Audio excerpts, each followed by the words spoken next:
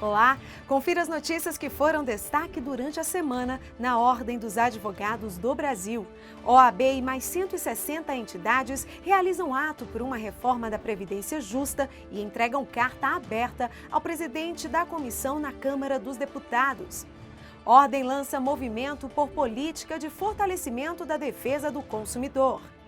OAB e INSS assinam protocolo de intenções para garantir prerrogativas da advocacia. OAB Nacional cedia Diálogos 3 sobre o novo Código de Processo Civil. E mais, OAB faz ato em homenagem às mulheres e lança Censo da Mulher Advogada. Documentário exibido na OAB é seguido de debate sobre escravidão contemporânea. Eu sou Potira Lima e começa agora o programa OAB Nacional.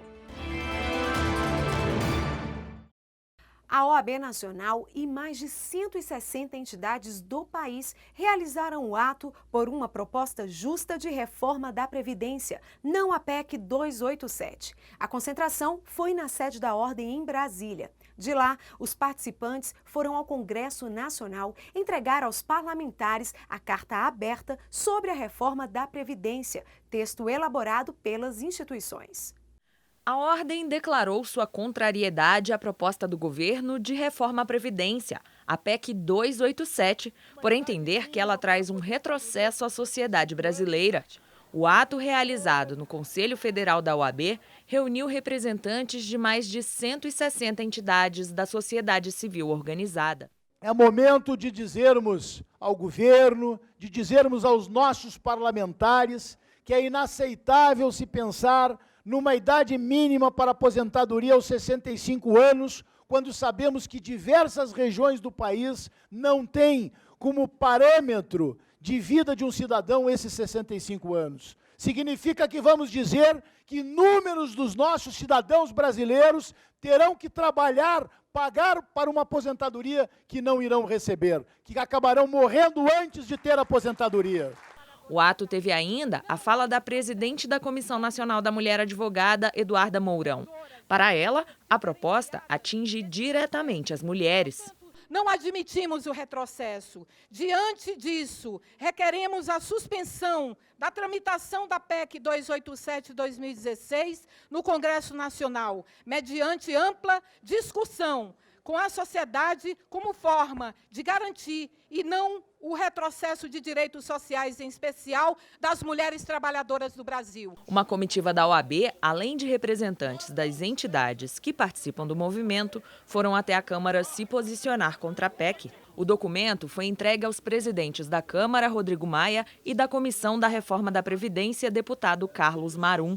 Os senhores tenham a certeza de que estamos efetivamente imbuídos de oferecermos à sociedade brasileira, se for esse o desejo do parlamento, um projeto de reforma que venha no sentido de contribuir para um país melhor. A Ordem recebeu o apoio de deputados da Casa. Essa é uma reforma injusta, cruel e que mira nos pobres.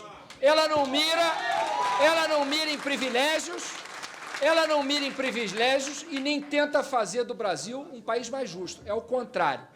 Se nós não nos mobilizarmos e não exigirmos comprometimento e compromisso, nós poderemos ser traídos. Então, atentos e alertas, para que a gente não permita que isso possa acontecer. A Ordem e as entidades se posicionaram a partir de uma carta aberta à sociedade, defendendo a Previdência Social e contra qualquer tipo de retrocesso. Para eles, a PEC 287 viola a Constituição Federal, que insere a Previdência no sistema de Seguridade Social.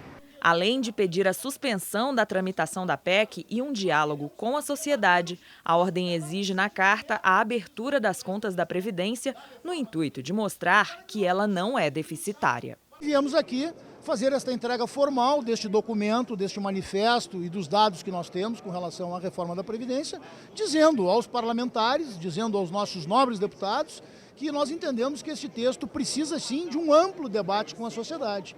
E mais, que nós precisamos abrir a caixa preta da Previdência Social. É muito fácil apenas se afirmar que há déficit na Previdência. Nós estamos afirmando que não há déficit na Previdência e trazendo, inclusive, dados e elementos. Então, a OAB está aqui para garantir o direito do trabalhador brasileiro. de garantir a aposentadoria do trabalhador brasileiro. Porque se a PEC 287 passar nos moldes que está hoje aí, o trabalhador brasileiro não se aposentará mais. Para comemorar o Dia Mundial do Consumidor, celebrado dia 15 de março, a OAB Nacional lançou, junto com outras entidades, o movimento pela reconstrução e fortalecimento de uma política nacional de defesa do consumidor. Veja na matéria.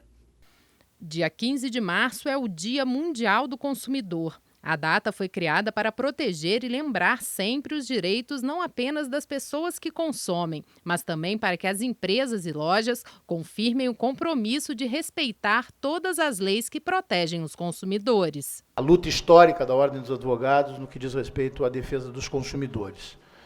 O consumidor hoje tem sido agredido sobre diversos prismas, né, no Brasil. E sempre que se tem como fundamento esta agressão, nós escutamos que isto se dá em função da crise econômica que assola o Brasil, né? E esta crise econômica que assola o Brasil não pode desconstruir todo o arcabouço de defesa dos consumidores. A cerimônia foi realizada durante sessão ordinária do Conselho Pleno da OAB e contou com a presença dos diretores e conselheiros da entidade, de representantes de institutos de defesa do consumidor e do senador Humberto Costa. No Brasil, apesar da existência de leis que procuram defender o consumidor, infelizmente os direitos das pessoas que precisam consumir muitas vezes são desrespeitados, inclusive por aqueles que deveriam ser os responsáveis pela garantia do cumprimento dessa legislação, como é o caso das agências regulatórias. Para a presidente da Comissão Especial de Defesa do Consumidor, Maria Miranda, a imagem do consumidor está cada vez mais fragilizada. Hoje nós sentimos uma desconstrução da defesa do consumidor. Hoje está muito difícil, porque existe um trabalho negativo em defesa do consumidor vindo do Poder Legislativo, vindo do Poder Judiciário, do Poder Executivo. A Ordem trabalha contra abusos das agências reguladoras, como a resolução da ANAC que permite a cobrança de bagagens despachadas em voos nacionais e internacionais. Temos tido, ao longo dos últimos tempos, diversas ações que são, muitas vezes, e eu sinto em dizer e afirmar isto, patrocinado, inclusive, por agências reguladoras. Exatamente aquelas agências que deveriam ter o compromisso primeiro de regular o mercado, tendo a visão do consumidor. Estas agências têm tido sistematicamente, algumas delas, a visão da empresa. O consumidor hoje é o exemplo do cidadão do século XXI. E esse manifesto que o Conselho Federal da Ordem faz, a nossa comissão, eu acho que significa um alerta para combater esses contínuos retrocessos. Ainda na parte da manhã, durante a sessão ordinária do Conselho Pleno da OAB, foi lançada a nova edição do Estatuto da Advocacia, Comentários e Jurisprudência Selecionada. A 7ª edição foi atualizada com mudanças recentes que afetaram a advocacia, como o novo Código de Processo Civil e o novo Código de Ética e Disciplina da OAB, além de leis que fortaleceram as prerrogativas profissionais, a exemplo da que autoriza a participação do advogado em todas as fases do inquérito e da sociedade unipessoal. Esse livro nasceu aqui. E eu costumo dizer sempre que é uma obra aberta, porque a cada edição a gente procura sempre aprimorar, complementar. Ele tem crescido desde a primeira edição. E a obra aqui é basicamente o trabalho que é desenvolvido aqui nesse Conselho Federal.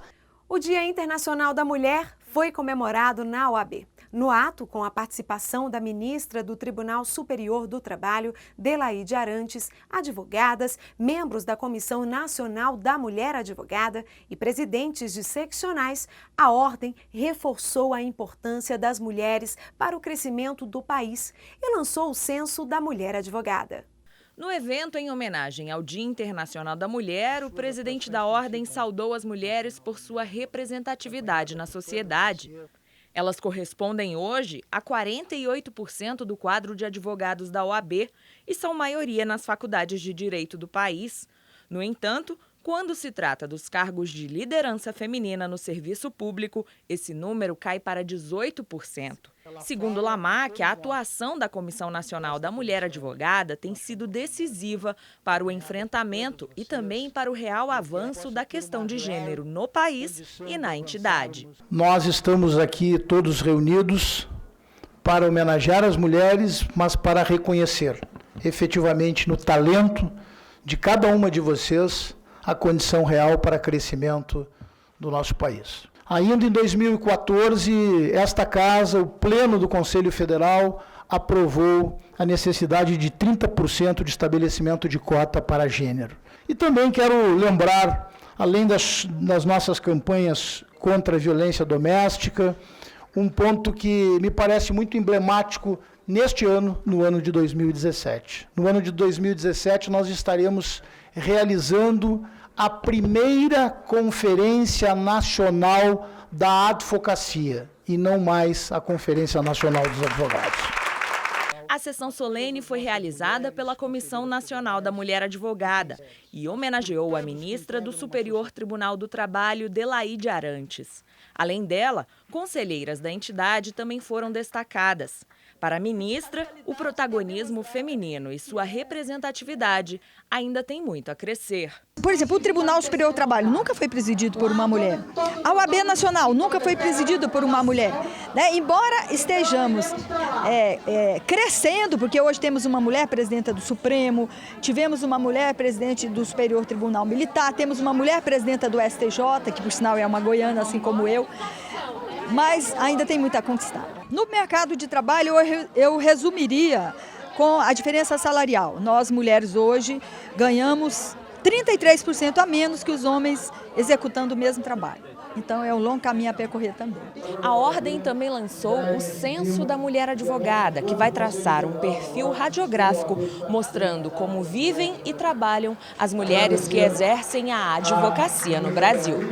É este perfil que nós precisamos para prestar os trabalhos e os serviços que a Ordem pode fazer em benefício da advogada, mas já sabendo quem são elas, onde elas estão advogando em quais áreas, elas são advogadas públicas, privadas, o que elas buscam. Então nós precisamos rever todos esses conceitos e ao mesmo tempo sabermos quem são as 480 mil advogadas que estão em todo o Brasil lutando, trabalhando e querendo realmente mais benefícios e mais serviços e mais apoio da OAB. A participação da mulher para a reconstrução do país, além dos desafios enfrentados por elas, foram lembrados pela presidente da seccional alagoana, a advogada Fernanda Marinella. É verdade que nós já avançamos. Não temos hoje problema de falta de lei. Não vivemos hoje falta de norma jurídica que garanta os nossos direitos. Mas hoje nós temos outros problemas. Nós precisamos efetivar estes direitos.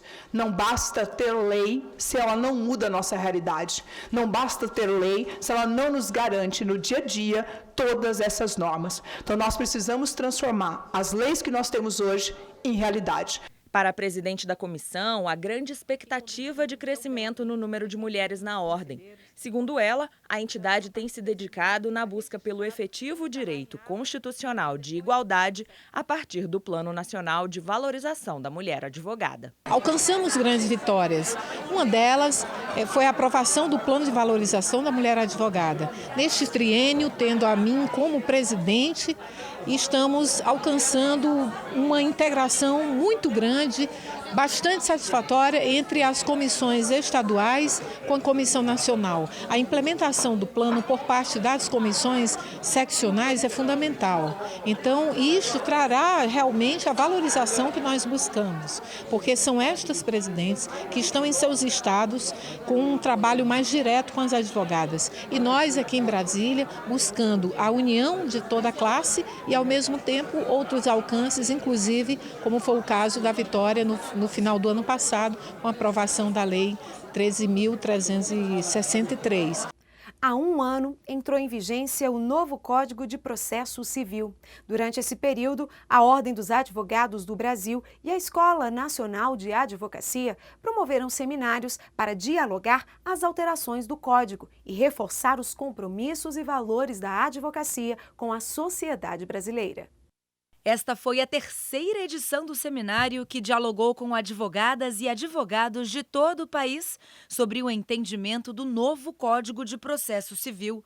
O evento ocorreu na sede da Ordem dos Advogados do Brasil. A sociedade brasileira está contemplada com um novo caderno processual civil que lhe protege, um código de vanguarda, um código novo que está sendo implementado e cumprindo com a sua finalidade, a finalidade de suas alterações. Durante a abertura, o diretor-geral da Escola Nacional de Advocacia, José Alberto Simonetti, e o secretário-geral da Ordem, Felipe Sarmento, prestaram homenagens ao ministro do Supremo Tribunal Federal, Luiz Fux, o vice-presidente do Superior Tribunal de Justiça, Humberto Martins, as professoras Tereza Arruda Alvim, Estefânia Viveiros, o ministro do Tribunal de Contas da União, Bruno Dantas, e ao presidente da Comissão Nacional de Estudos Constitucionais, Marcos Vinícius Furtado Coelho. O próprio Simonetti também foi um dos homenageados. Na abertura, o vice-presidente do Superior Tribunal de Justiça, ministro Humberto Martins, discursou sobre o importante papel da advocacia na justiça brasileira. Que sem advogado não há justiça. E sem justiça não há advocacia. O advogado é imprescindível à administração da justiça.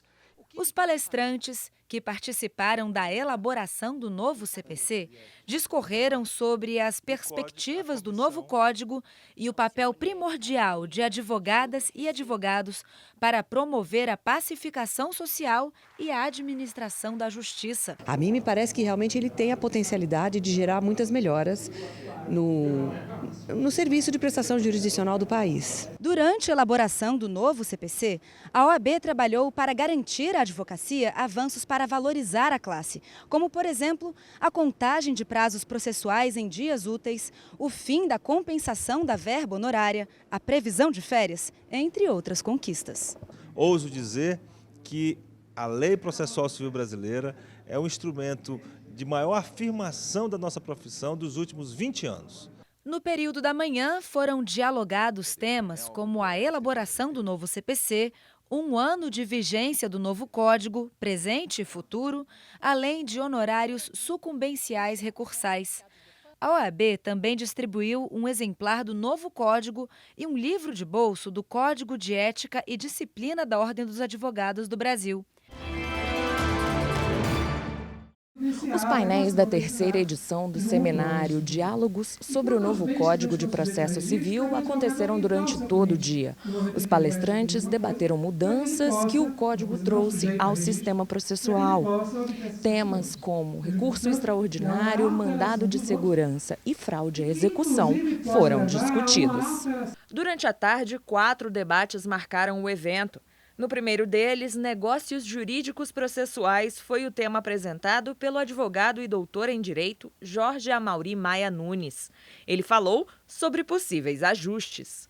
Penso que é possível fazer um negócio processual eliminando o 2º grau de jurisdição. Agora, o que eu não posso fazer é o chamado per saltum. Digo que não cabe o recurso de apelação, mas cabe o recurso especial. Aí não. Aí já... como diria eu, é uma arte meio mandrake. Isso não seria admissível. Uma abordagem da tutela de urgência na prática foi debatida pelo advogado da União, Rodrigo Becker. Ele esclareceu as mudanças advindas do Código, uma delas, a possibilidade de pedir a tutela na forma antecedente à própria ação. Outra questão que o seminário trouxe foi uma palestra a respeito dos impactos do Código no mandado de segurança.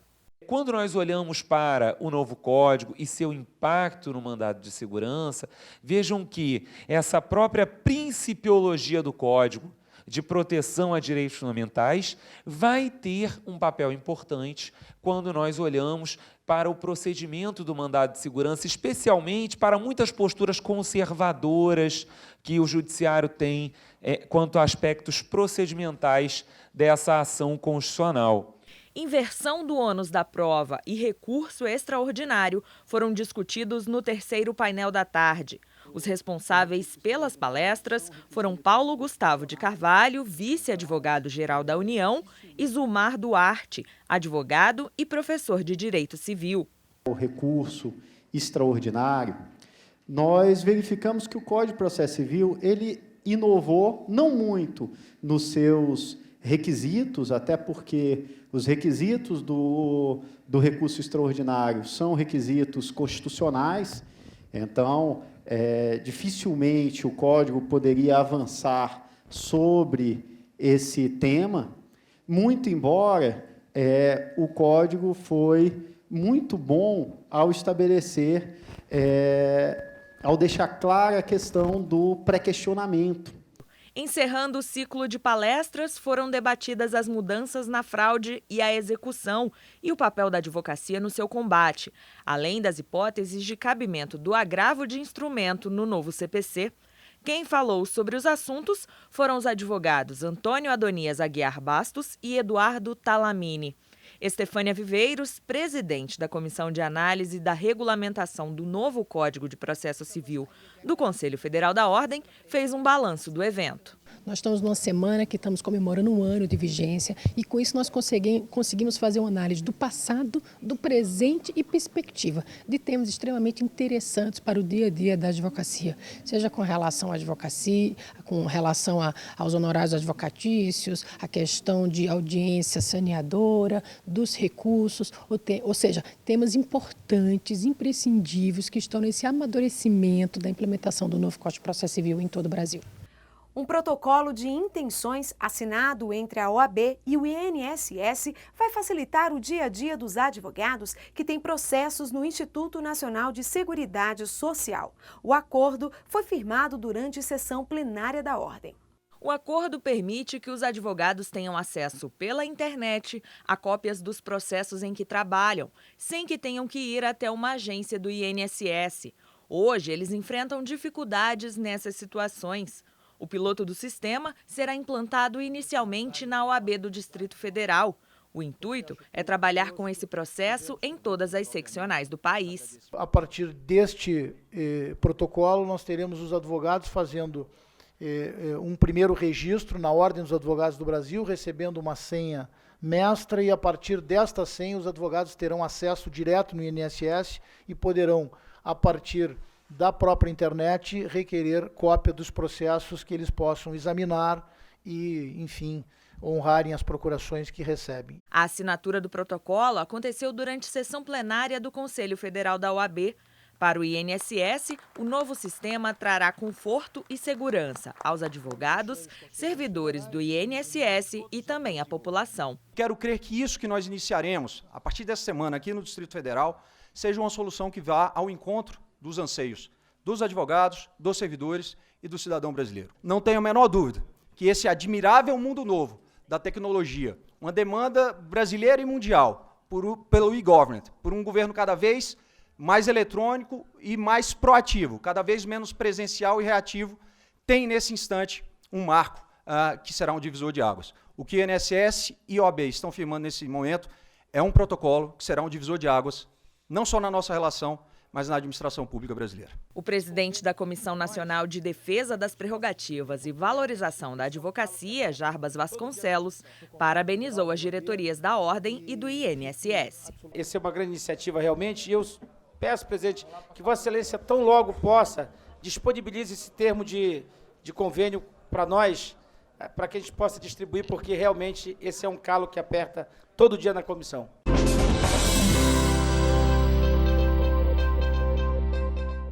Atendendo ao pedido formulado pelo Conselho Federal da OAB, o Tribunal Superior do Trabalho baixou resolução que assegura ao advogado realizar o levantamento de alvarás, evitando, desse modo, uma prática que estava sendo observada em muitos tribunais em que o juiz autorizava o pagamento somente à parte beneficiária. A partir de agora, mesmo que em casos especiais em que o juiz queira pagar diretamente ao reclamante, ainda assim deverá antes intimar o advogado para juntar o contrato.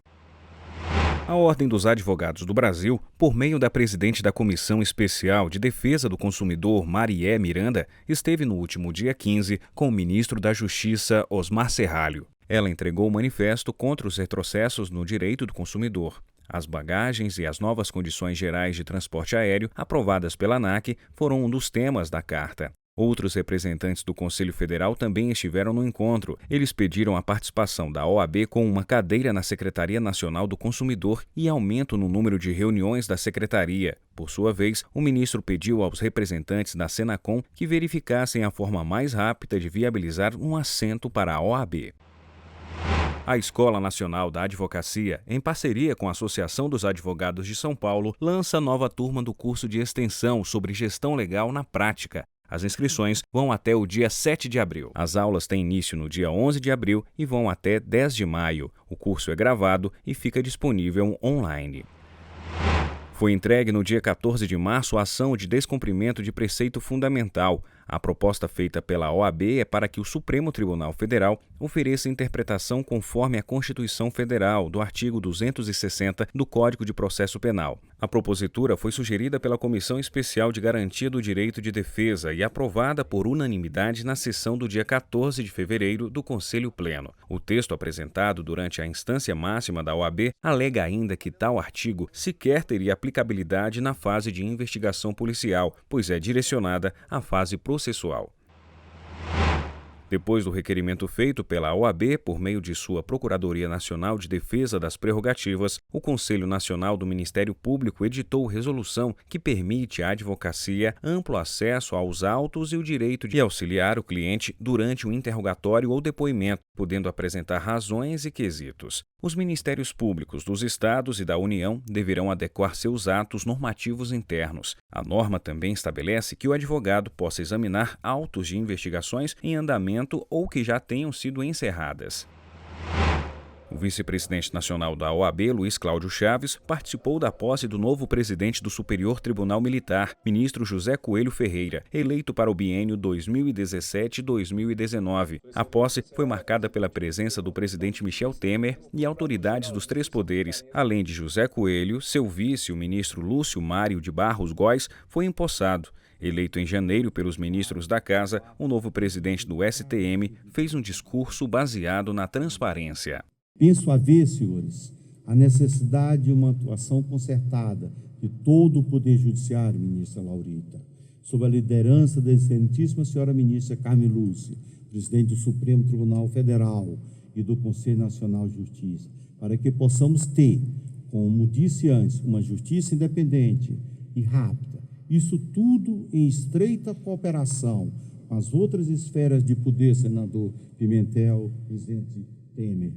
Mas, friso, sempre com a independência e a autonomia prescritas em nossa Carta Magna.